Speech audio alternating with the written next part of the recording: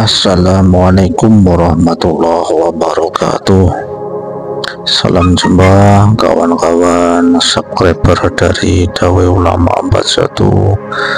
Alhamdulillah, pada kesempatan ini semoga kita tetap dalam lindungan Allah Subhanahu wa taala, dalam limpahan rahmat Allah Subhanahu wa taala. Oke kawan-kawan, pada kesempatan ini kami akan meneruskan tentang Gus Maksum lagi yang part keempat. Gus Maksum Jauhari Lirboyo, Kediri, Jawa Timur, Kiai Sakti Mandraguna yang rambutnya tak mempan dipotong.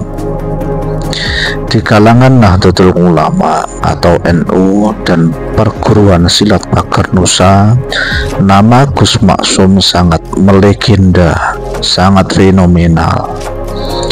Kiai asal Ponpes Lirboyo Kediri itu dikenal sebagai pendekar sakti berambut gondrong. Bahkan banyak yang mengatakan rambut gondrong Gus Maksum tidak bisa sembarang dipotong atau tidak mempan dipotong. Berikut ini adalah sekelumit sejarah tentang Gus Maksum.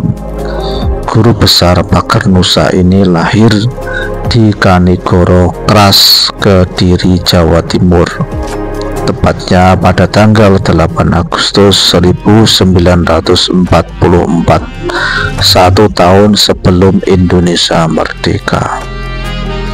Beliau adalah salah seorang cucu pendiri Pondok Pesantren Lirboyo, yaitu Kiai Haji Abdul Karim atau Mbah Manaf.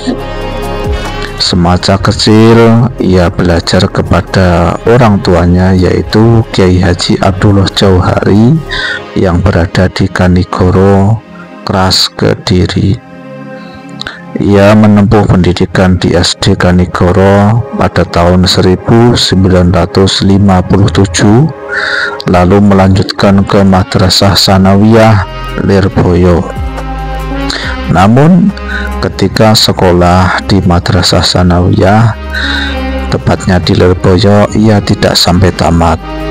Selebihnya ia lebih senang mengembara ke berbagai daerah di penjuru Indonesia untuk berguru ilmu silat, tenaga dalam, ilmu ketabiban atau pengobatan, dan ilmu kejadukan atau ilmu tentang kedikdayaan.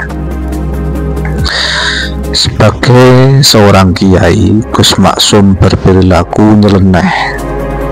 Menurut adat kebiasaan orang pesantren, penampilannya nyentrik. Dia berambut gondrong, berjenggot, dan berkumis yang lebat. Kain sarungnya hampir mendekati lutut, selalu memakai bangkiak. Lalu seperti kebiasaan orang-orang jaduk di pesantren, Gus Maksum tidak pernah makan nasi alias ngerowot. Uniknya, dia suka memelihara binatang yang tidak umum.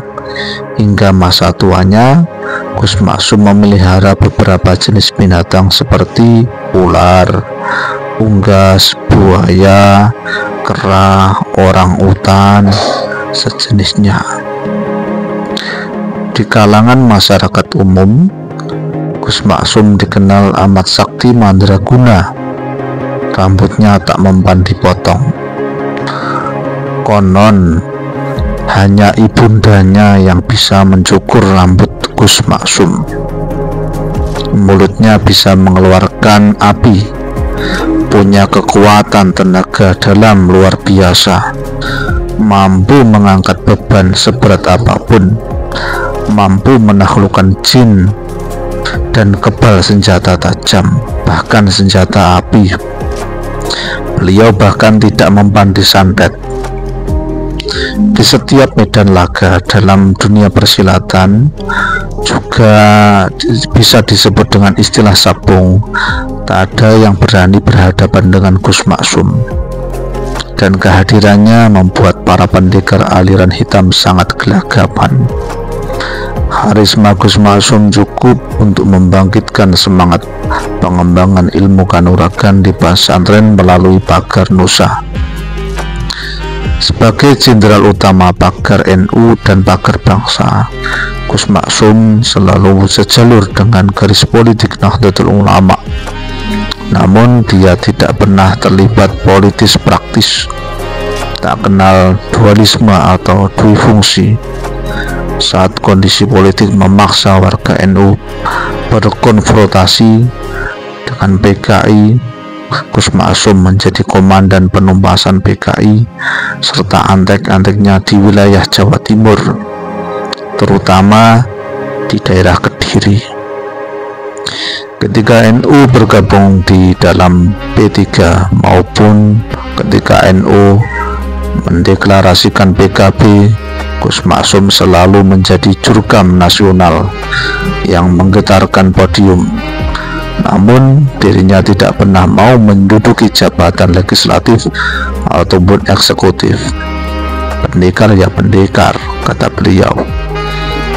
Gus Maksum wafat di Kanigoro pada 21 Januari 2003, dimakamkan di pemakaman keluarga Ponpes Lirboyo. Kawan-kawan, itulah tadi sekelumit kisah dari seorang pendekar, seorang kiai, seorang perjuangan NU yang menumpas PKI, yang memiliki kesaktian, sakti mandraguna. Semoga anak turun kita menjadi generasi yang seperti Gus Maksum, yang dikdaya, sakti mandraguna, alim alamah, ahli ilmu, ahli dalam perjuangan NU dan negara. Semoga bermanfaat. Wallahu a'lam bishawab. Wassalamualaikum warahmatullahi wabarakatuh.